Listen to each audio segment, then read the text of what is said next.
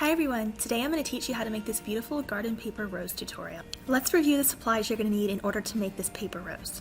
First, paper. Generally, I will always use 65-pound weighted cardstock, and you can find these at places like your local craft store or online, places like Michael's craft store, and I also have some online resources that I will link for you. 65-pound cardstock is best, but you can go down to 50-pound, and I do not recommend over 80-pound in order to create these roses. Next, you will need to decide if you are cutting by hand with a pair of scissors or if you'll be planning to use some type of cutting machine. My templates come in both formats: SVG cut files if you're using a cutting machine, as well as PDF printables if you're using just a pair of scissors. You will also need something to curl your petals with, so something like a thin wood dowel or a pencil or a pen in order to curl them. To build your rose, you'll need a high-temp glue gun. My favorite glue gun brand is the Shervanger brand, but any high-temp glue gun will work.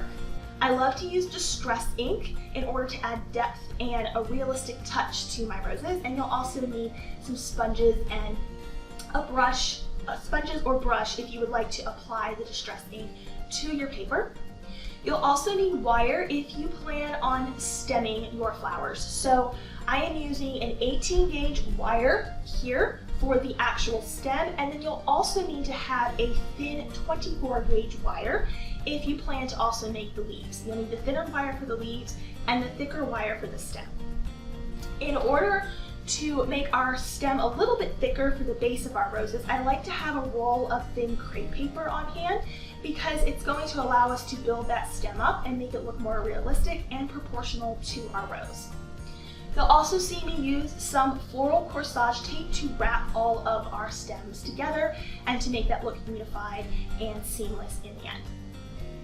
I also used some tacky glue for this project, and this you will see me use with the leaves to glue our leaves back to back, sandwiching our 24 gauge wire between the paper leaves. So you will need some tacky glue, or you could use like a glue stick or something similar if you don't have this particular brand.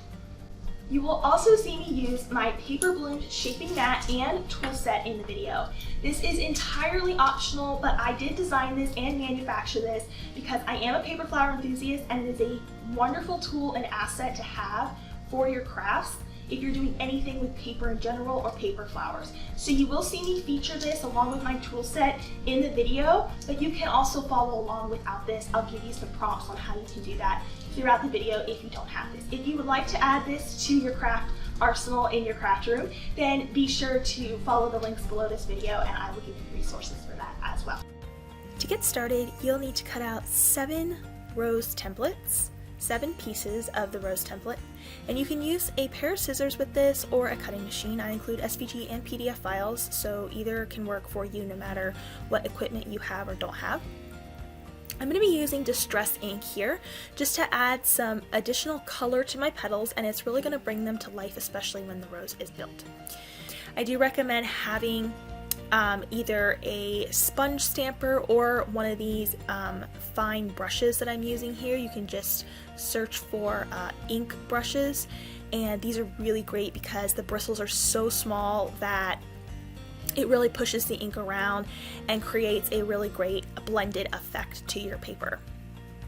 Now, this entire step is completely optional. I have lots of people who have made lots of my flowers with no distress ink whatsoever, so just know that this is a completely optional step and you can still make beautiful roses even without the distress ink. It just adds a little bit more lifelike nature and depth to your rose.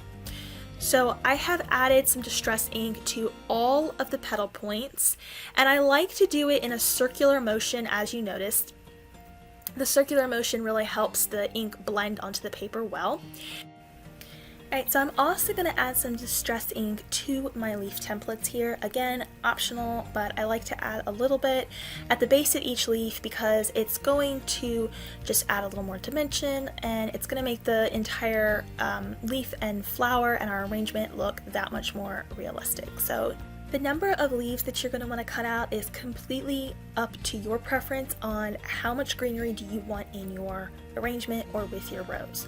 If you're wanting to make one branch, you'll need between 6 and 8 cutouts in order to add a significant amount to our wire stem to create the greenery. But that is really up to your preference. You can add more, you can just do a couple of sprigs at the top, or you could just add the leaves to the bottom of your rose and leave it that way. So I'm going to show you how to do a branch of greenery, but it really is your preference. So another way you can use this paper bloom shaping mat and tool set, if you wish to purchase it, is you can use the small ball tool, the smallest head, to add some veins and textures to things like leaves. It could also work well on petals for certain types of flowers that you might create, aside from roses. So I like to I'll draw a line down the center of one of my petals for my leaf petal, and then I will add little vein ridges back and forth at a diagonal, so that it will create sort of a debossed effect. When we flip the leaf over, you'll be able to see those embossed ridges on the opposite side. So it adds just a very nice, subtle little detail that when you have a lot of them put together, it really adds a lot of life to the flowers and the leaves. So I'm going to give you a close-up here on camera. You can see, if you look closely, the subtle ridges and texture that we gave our leaf there. And that, along with the shading of our distress ink, is really making it look a lot more lifelike.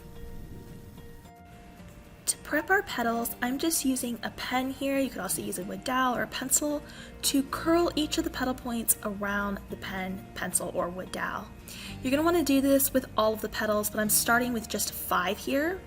The 5 are going to be the base of our rose, and then the 2 remaining of the 7 are going to be what we use to make the center part of our rose.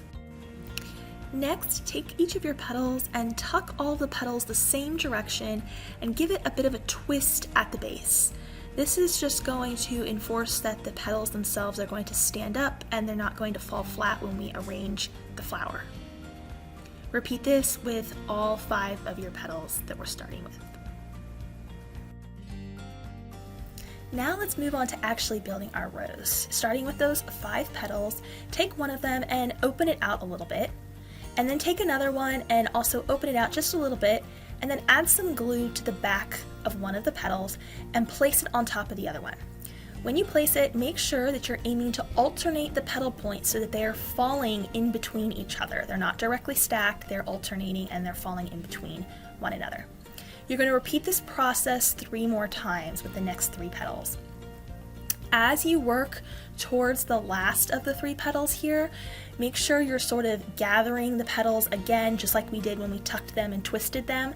Gather them again and then let them open out just enough to where they're progressing in a fashion that gets a little bit tighter as we work towards the center.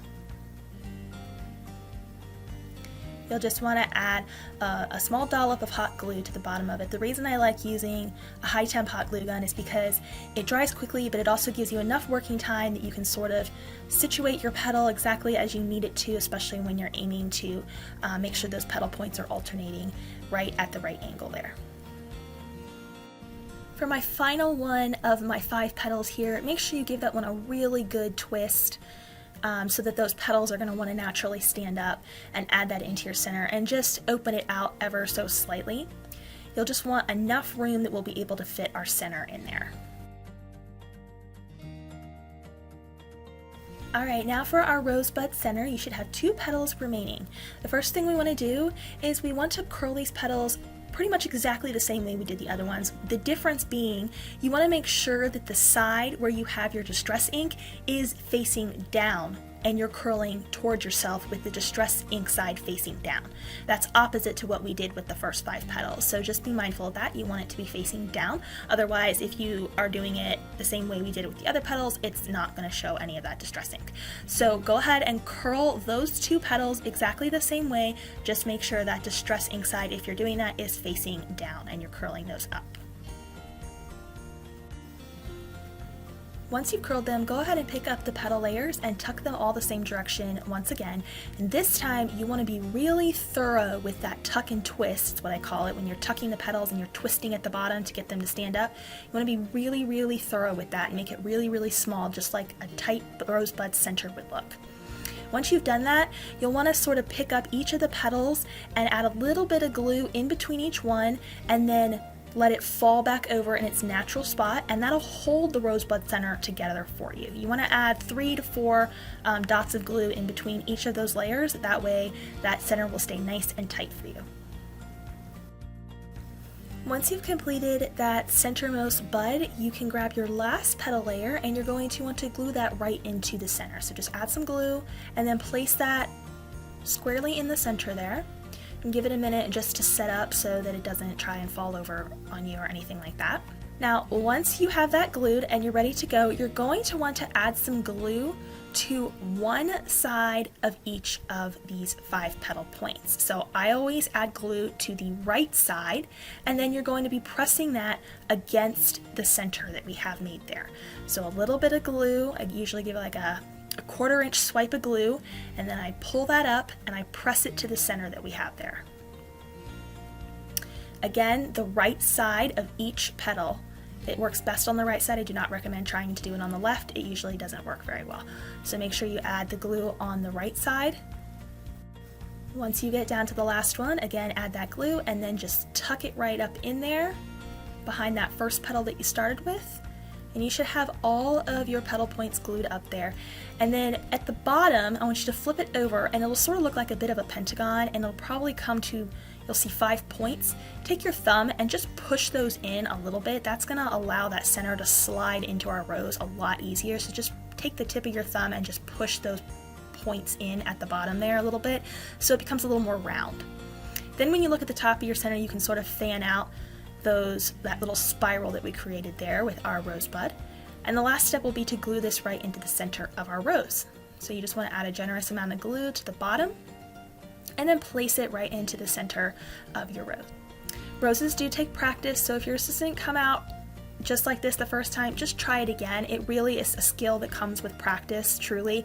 You try it 2-3 times, you're really going to see how it's going to come together for you.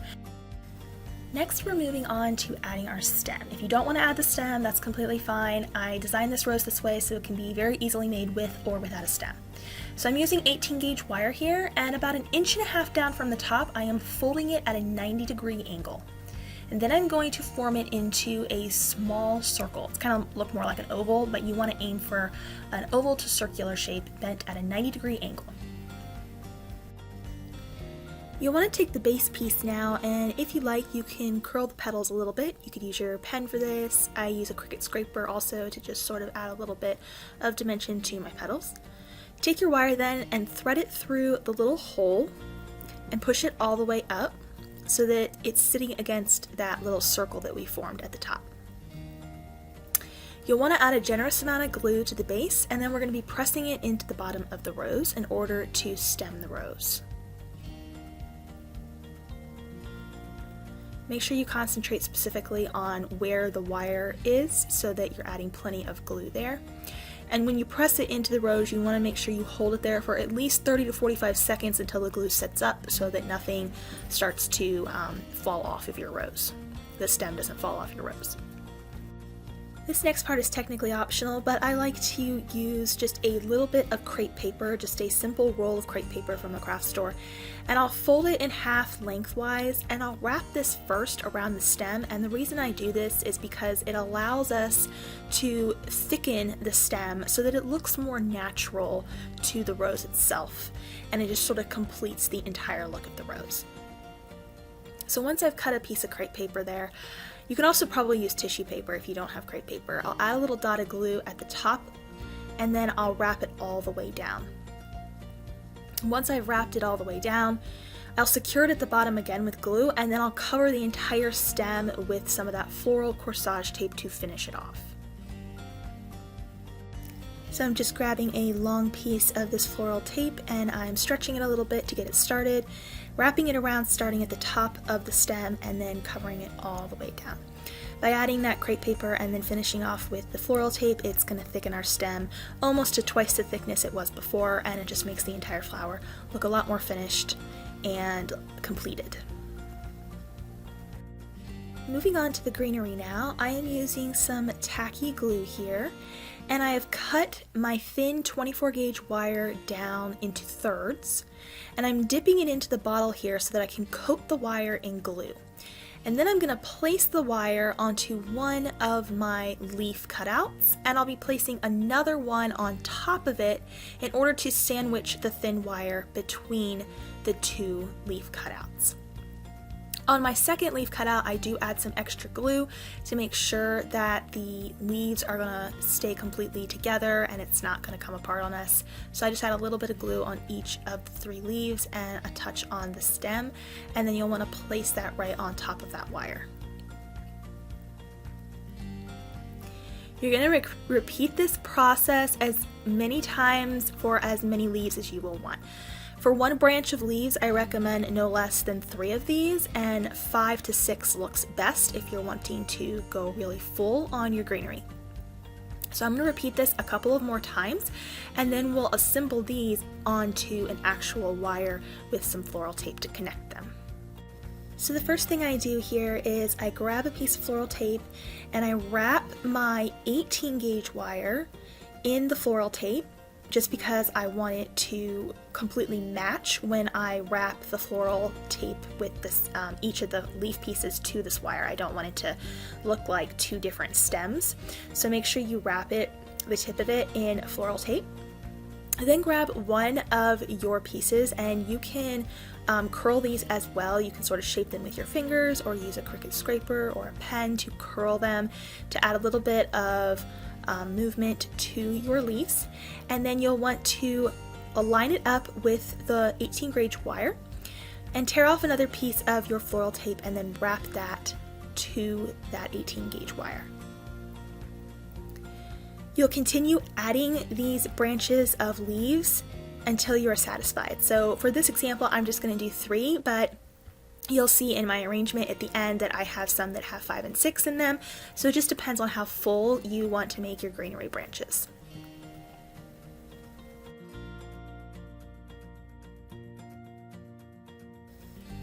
So as you can see, I'm just continuing to add those leaf sprigs until I'm happy with them. I just move down the stem a little at a time, about an inch or so, 3/4 to an inch down the stem for each branch of leaves that I add, and then I'll shape them out in different directions to make them look like they would look in nature. These are a great way to fill your arrangement, or if you're creating a bouquet of roses, then this is a great addition for that as well. Once you're happy with everything that you've added, just give it one more wrap with that floral tape all the way down to the bottom so that everything is a consistent color when it comes to the stem.